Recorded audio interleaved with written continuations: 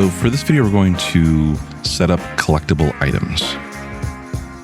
So we have different boxes that can be pushed around and movable towers, movable blocks, things like that.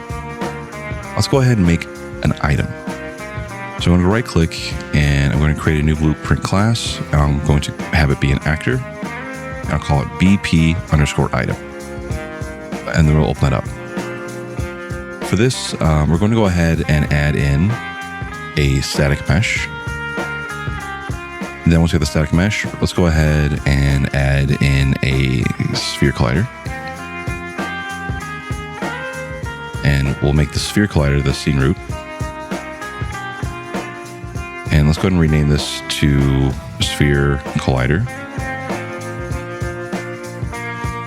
Then we'll set the static mesh to something. I'm going to use just a cone shape and make it smaller so that way it fits, and then lower it down so it's in the middle and make it even smaller. I don't want this to be overly big. I want it to be pretty reasonably sized. And then I'm going to create just a simple material for it. We'll call it M item. And then I'll just make this yellow or something. Again, this is temporary. We're just getting the program set up. We're going to work with simple shapes, and we'll be able to get the customization and getting things looking the way we really want to a little bit later.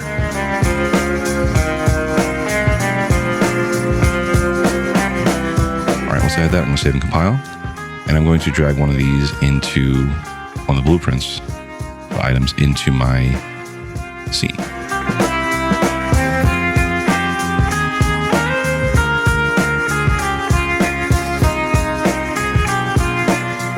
As of right now, it doesn't do anything. I run into it and, well, I run into it, right? The collision will go through, but the actual object I bump into. We want to set this so that way when we run into it, we destroy it. And then have the ability to add in functionality such as add points or add health or lose health or things like that. And we also want to give it some sort of motion. That way it's not just kind of sitting there being still. So first thing we're going to do with the BP item is go to the event graph. I'm going to set this to spin. So an event tick, I'm going to drag it off from here, add actor, world rotation.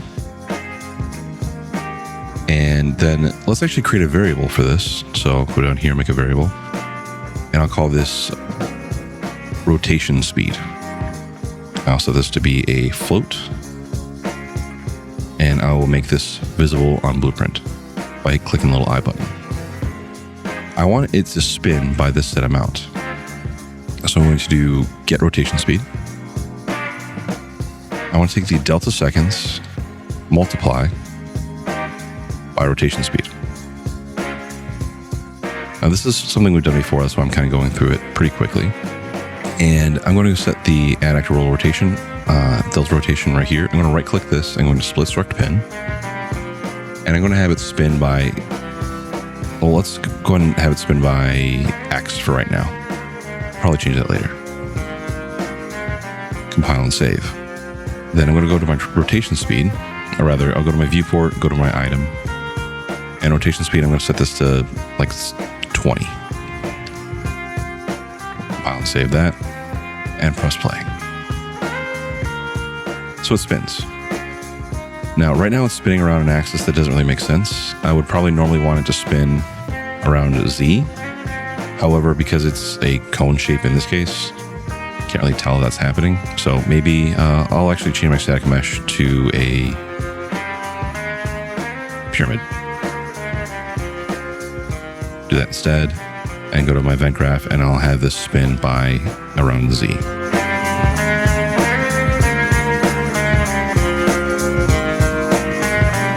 Yeah, that works better.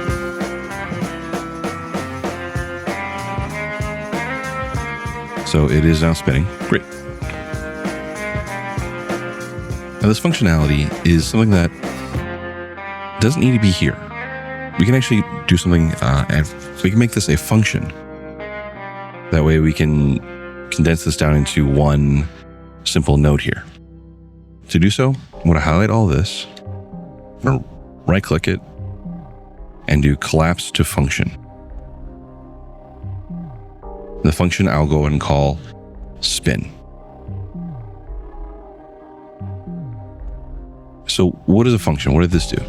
This took all of that code that was there and condensed it down into one simple node that we can reuse as much as we want to. If I double click this, I can now go inside of it and I can see what this function is. And this function takes an input. They call it A by default. I can go ahead and rename the input here to be delta seconds. This is data that gets passed into this function and then used.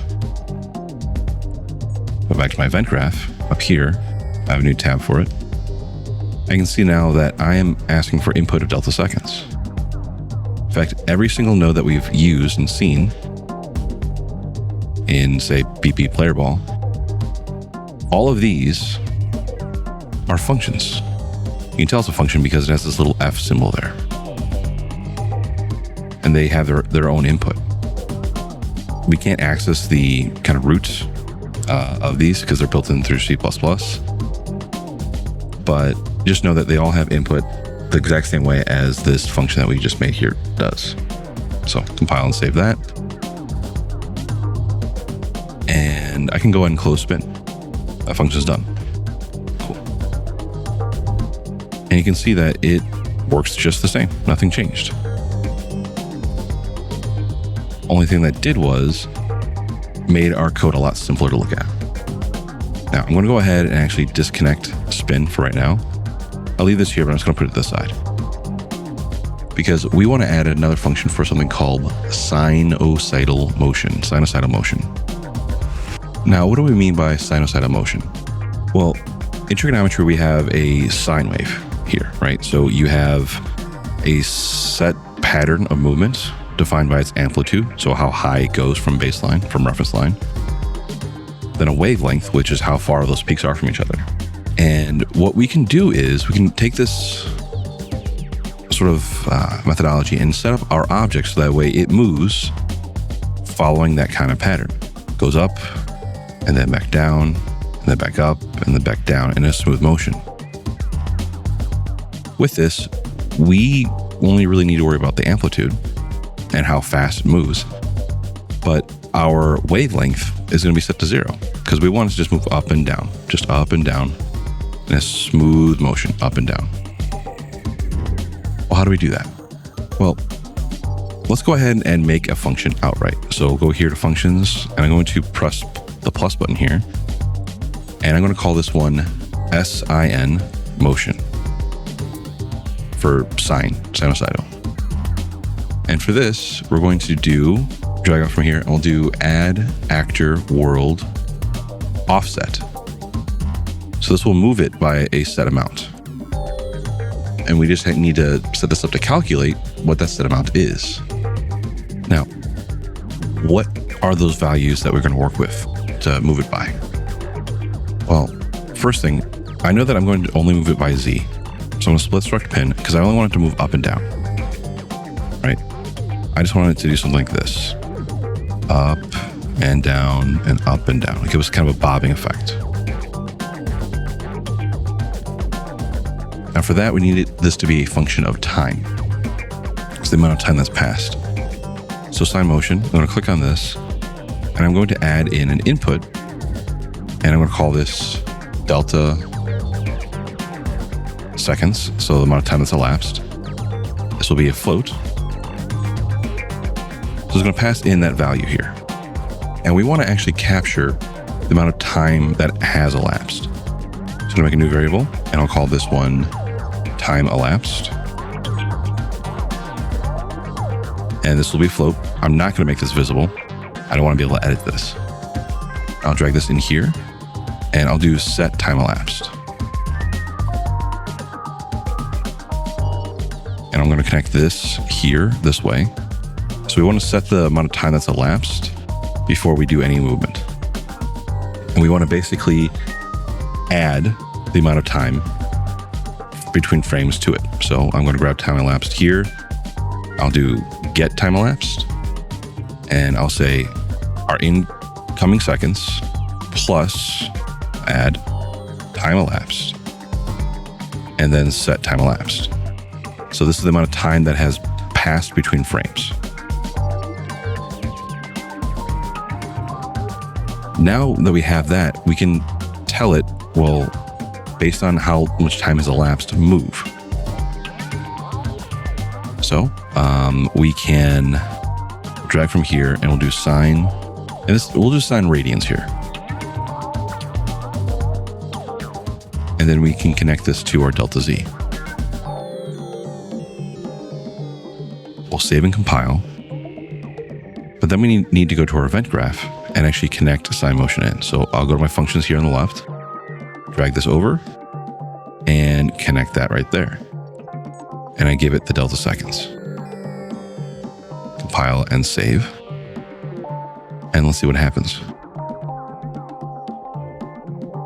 Now the object is moving up and back down. Really slowly. Not really what we want. Maybe we want to move faster. And it's kind of moving a lot. Maybe we don't want to move that much. Well, if you had to guess, what do you think we're going to end up having to do? We're going to need to add in variables. So I'll go to my variables down here, and I'm going to do sine speed, float, and I'll make this public. And then I'm going to add in Z amplitude. I'll make this public as well. The amplitude being how high it goes up and down. Well, where do we calculate these?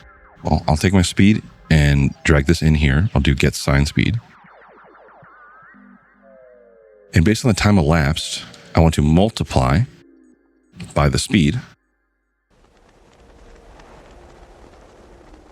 and connect this there. This over so we can see it a little bit better. So we take the time elapsed, we multiply it by how fast we want it to move, and then pass that in. Compile and save. I'll go to my BP item, viewport. I'll set the sine speed to 10, just to see what happens. Compile, save, let's play. And it's now moving. Faster, but only moving a little bit. Now it's not really moving all that much. But it's bobbing up and down faster. A little hard to see there, I know, but it is moving. Okay. Well, let's go back to our sine motion function. Let's set the amplitude. Let's use the amplitude rather. So after we do the sine calculation, which is the built-in function that the Kismet math library has for doing sine calculations, we'll take that value and we'll get the Z amplitude, and we will multiply our value that we get from the calculation by our Z amplitude and pass that into our delta Z. Then go to my, select my BP item. I'll set my Z amplitude to 10 also, just to see what happens. Compile and save, and test this out. It is now moving really fast, and it's moving still kind of a lot. Okay, but now it's moving. So really, we just need to define how fast it moves and how high we want it to move. I'll go to my BP item. I'll set my sine speed to 5. And my Z amplitude to 5 also. I'm picking a random value for me. You can do what you want to. It's now bobbing up and down. Pretty cool. And that seems pretty reasonable to me. I am going to take this and lower it down though. Now I'll go to my BP item event graph. Let's have it spin and do the sine motion. So I'm going to actually break these links because I want to handle spin first. I'll connect spin and sine motion. And then I'll set the delta seconds, connect that to spin. and then also to sine motion. And I'm going to go ahead and add in a node here, just so I can track where the lines are going a little bit easier. Here we go. File and save, and let's see what it looks like. It's now spinning, and it's bobbing up and down. It's always good practice once you finish a chunk of code, which we did here with our spin function and our sine motion. Go in and refactor and clean things up. How do we do that? Well, for this, it comes down to just organizing. So moving things around in a way that makes sense. Some people will take their values like this and they will put it beneath, the know what they're doing. Some people put it right next to it. You can do whatever kind of looks nicer and cleaner to you. But you can see here that these don't, no matter what I do, I can't get this to be a straight line. If I select both of these nodes and press Q, it will align those nodes. And you can do that with all these in order to get it cleaner, neater. And there we go. Nothing actually changed in our code, so we don't even need to compile. All we did was just rearrange things. And then I'm going to take these 3 nodes and press Q here and line those up, which that didn't quite do what I wanted to do. So I'll select these 2, then press Q. So I'm not wanting to do, it's because we have multiple pins. This doesn't really matter. It's going to bug me. I'm just going to do this really quick. Just disconnect these, press Q to align them, and then connect these to back it. Okay. So compile and save. And there we go. We now have an item that will move around. Doesn't do collision, doesn't do anything yet, but we'll get there. So that's it for this one. Thanks.